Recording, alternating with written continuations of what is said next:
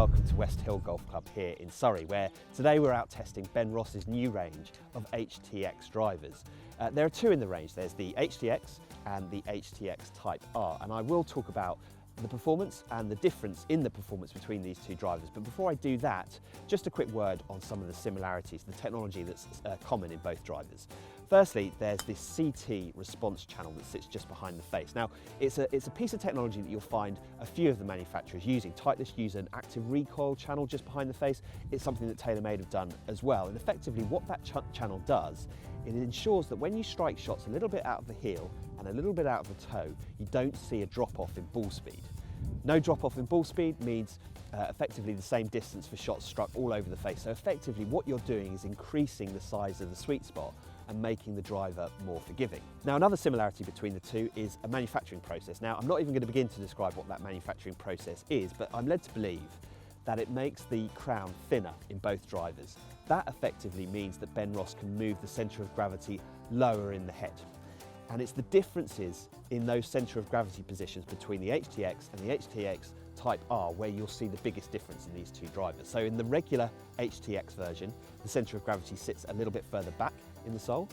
Now that should help the mid-slower swinger create a little bit more spin, a little bit more launch to maximise distance.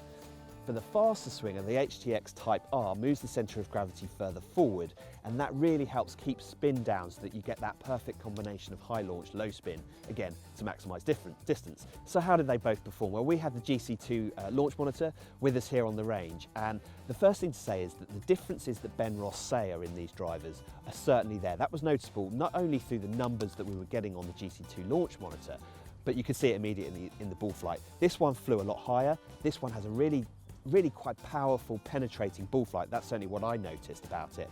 And they both offer really solid amounts of distance. Now for me, I am a slightly faster swinger and I was able to get much more performance out of the Type R version. So with the regular HTX, the ball was spinning at around about 2,600. Now that is not bad by any means, and certainly 5 years ago, you'd have been delighted, well, I'd have been absolutely delighted with figures of 2,600 RPM of backspin. That would have been fantastic. But now drivers are coming down in spin, and with the launch going up, you can expect a little bit more distance. And I probably suffered a little bit for distance as a result with this driver, around about the 265 carry mark.